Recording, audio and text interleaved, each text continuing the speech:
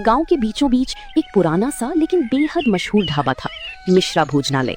लकड़ी के खंभों से बना हुआ, ऊपर टिन की छत और बाहर एक बड़ा सा तंदूर, जिससे दिन रात धुएं के साथ ऐसी खुशबू निकलती थी कि दूर से गुजरता मुसाफिर भी रुकने को मजबूर हो जाए। अरे भाई जरा रुकना, ये कैसी जादुई महक है। कसम से इस खुशबू ने तो पेट में चूहे कुदा दिए। दूर से ही इसकी सुगंध नाक में ऐसी घुसी कि कदम अपने आप तुम्हारे ठेले की तरफ मुड़ गए। ऐसा लग रहा है जैसे कोई बड़े होटल का खास पकवान बन रहा हो।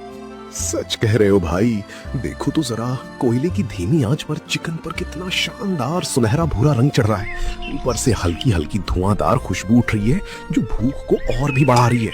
मसाले चिकन पर इस तरह से चिपक गए हैं कि हर टुकड़ा एकदम लाजवाब लग रहा है। ओ छोटे भाई, जरा इधर आना तो।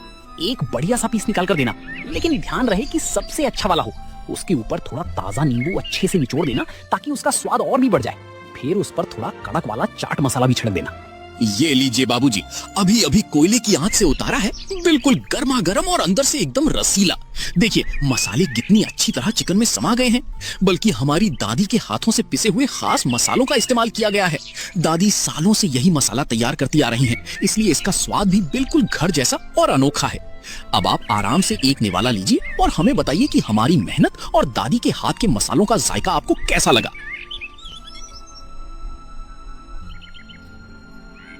वाह भाई वाह, क्या कमाल की चीज बनाई है तुमने। सच कहूं तो ऐसा स्वाद मैंने बहुत दिनों बाद चखा है।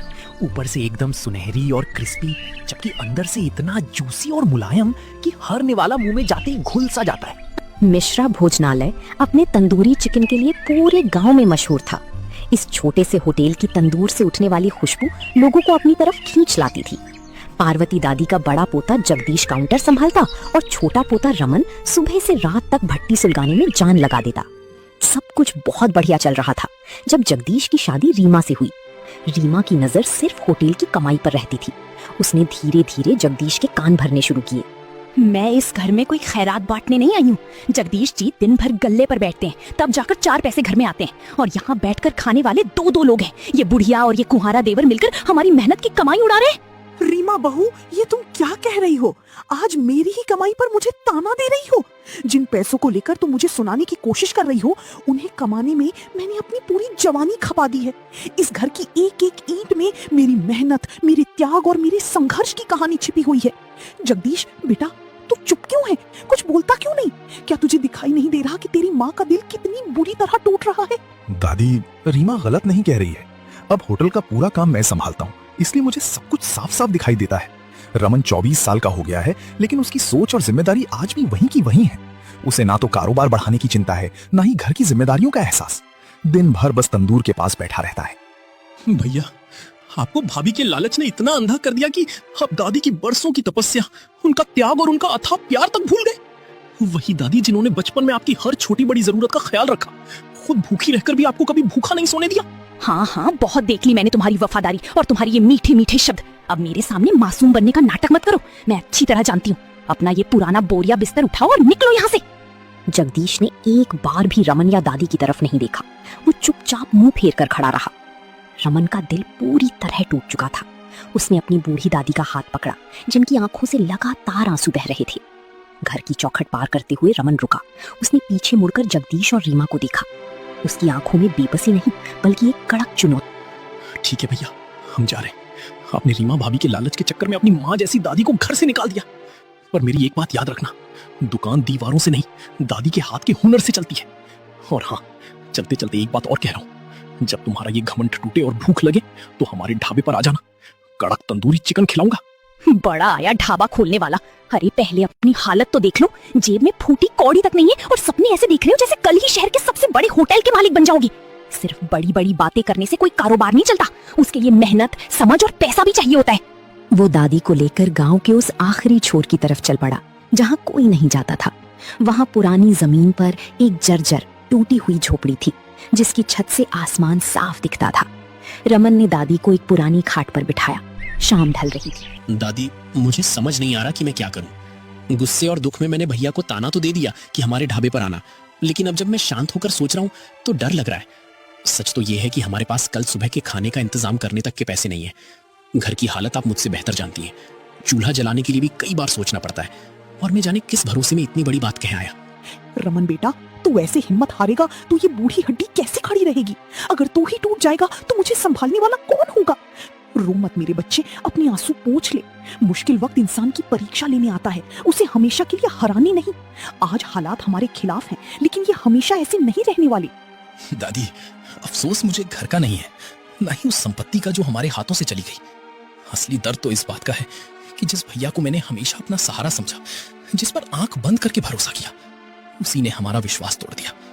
मैं सोच भी नहीं सकता था कि एक दिन ऐसा आएगा जब अपने ही हमें इस तरह अकेला छोड़ देंगे। भूल रहा है रमन, मिश्रा भोजनालय का नाम उस जमीन, उस इमारत या उन 4 दीवारों की वजह से नहीं बना था।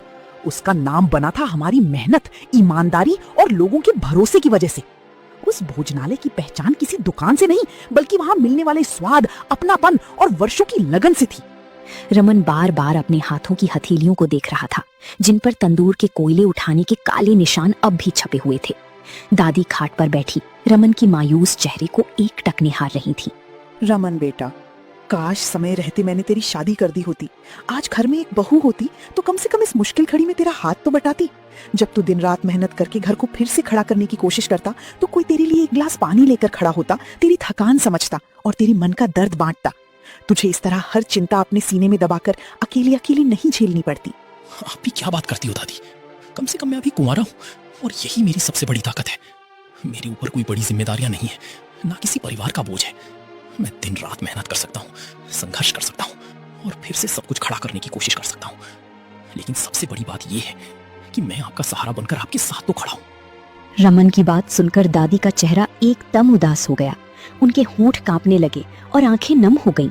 ये सोचकर उनके दिल को गहरा दुख पहुंचा कि जिस बड़े पोते को उन्होंने बचपन से अपने हाथों से पाला पोसा, उसे इतना प्यार और दुलार दिया, वही आज उन्हें छोड़ दिया। अरे दादी, आप तो सचमुच उदास हो गई। मैं जीवन भर कुंवारा थोड़ी रहने वाला हूँ। मैं शादी करूंगा और बहुत धूमधाम से करूंगा, लेकिन पहले हमें अपना काम खड़ा करना होगा। असली परेशानी तो ये है कि हम काम शुरू कैसे करें, जेब में एक ढेला तक नहीं है। फिर उन्होंने धीरे से अपनी साड़ी का पल्लू थोड़ा ऊपर किया। वो पायल दादी की शादी में उनकी माँ ने दी थी, जो उनके पास आखिरी निशानी बची थी। दादी ने वो चमकती हुई पायल रमन के हाथों में रख दी।